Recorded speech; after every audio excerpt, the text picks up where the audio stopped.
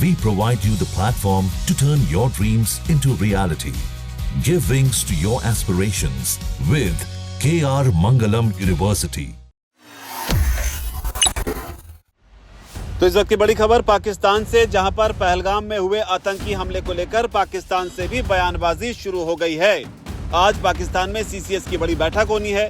भारत ने जिस तरीके से पाकिस्तान के खिलाफ सख्त कदम उठाया है, जिस तरीके से ताबड़तोड़ 5 फैसले लिए हैं, उसे लेकर पाकिस्तान में हड़कंप है। सीसीएस की बैठक से पहले शहबाज शरीफ से पाकिस्तान के तमाम एक्सपर्ट ये अपील कर रहे हैं कि आप भी मोदी जैसा गुस्सा दिखाओ। मोदी जैसा गुस्सा का मतलब क्या है और कैसा है मोदी का गुस्सा, वो बताएं। उससे पहले आप पाकिस्तान के डिप्टी पीएम इशाक डार की प्रतिक्रिया जानिए। उन्होंने कहा है कि हम न्यूक्लियर पावर हैं, हम झुकेंगे नहीं। तो ये पाकिस्तान का बयान उस खतरे के बीच, उस आशंका के बीच, जहां प्रधानमंत्री मोदी कोई बड़ा कदम, बड़ा मतलब कि पाकिस्तान पर किसी किस्म का कोई हमला ना कर दें, इस खौफ को लेकर पाकिस्तान से बयान आ रहे हैं। पाकिस्तान को लेकर आज प्रधानमंत्री नरेंद्र मोदी ने बिना उसका नाम लिए ताबड़तोड़ कई सारे बयान दिए। बिहार में एक रैली में उन्होंने खुलेआम आतंकवादियों को चुनौती दी। न सिर्फ चुनौती दी, बल्कि अपने भाषण में अचानक से उन्होंने हिंदी से इंग्लिश में अपनी भाषा को स्विच किया और पूरी दुनिया को ये संदेश देने की कोशिश की कि आतंकवादी चाहे जहां भी छिपे हों, वो धरती के आखिरी छोर तक उसका पीछा करेंगे। उन्हें इसकी कीमत चुकानी होगी, और कीमत भी ऐसी जिसकी कल्पना आज तक किसी ने नहीं की होगी। मोदी के इस बयान को पाकिस्तान को दी गई सीधी चेतावनी के तौर पर देखा जा रहा है। हालांकि इस बीच मास्टरमाइंड सैफुल्लाह कसूरी का भी एक वीडियो सामने आया है, जिसमें उसने हमले की निंदा करते हुए ये सफाई दी है कि इस हमले को उसने अंजाम नहीं दिलवाया है। लगातार इस तरह की जानकारी निकलकर सामने आई थी, जिसमें कहा जा रहा था कि सैफुल्लाह कसूरी ही वो मास्टरमाइंड है जिसने पहलगाम में हुए आतंकी हमले को अंजाम दिलवाया। लेकिन सैफुल्लाह कसूरी ने निंदा करते हुए कहा है कि ये हमला उसने नहीं कराया। तो पूरे तौर पर क्या खौफ है पाकिस्तान में, यहाँ के आतंकी आकाओं में, उसका अंदाजा आप आसानी से लगा सकते हैं। लेकिन इन अंदाजों के बीच अब नजर शहबाज शरीफ की उस बैठक पर है, जिसमें कई बड़े फैसले पाकिस्तान की ओर से भी लिए जा सकते हैं। लेकिन इन फैसलों के बीच भारत के प्रधानमंत्री की वो चेतावनी भी जरूर सुननी चाहिए। हमारा आक्रोश एक जैसा है। ये हमला सिर्फ निहत्थे पर्यटकों पर नहीं हुआ है। देश के दुश्मनों ने भारत की आत्मा पर हमला करने का दुस्साहस किया है। मैं बहुत स्पष्ट शब्दों में कहना चाहता हूं,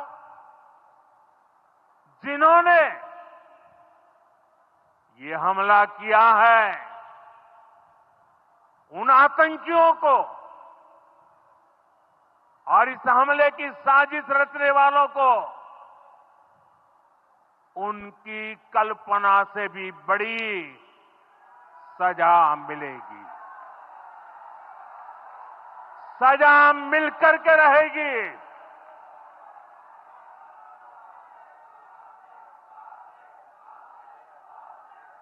अब आतंकियों की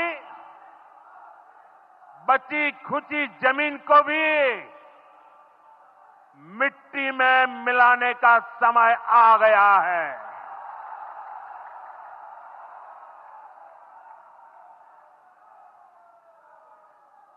एक सौ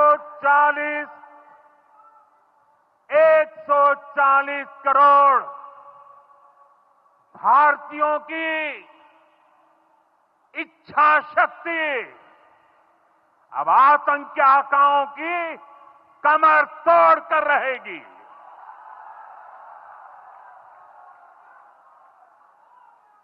friends, today from the soil of Bihar, I say to the whole world,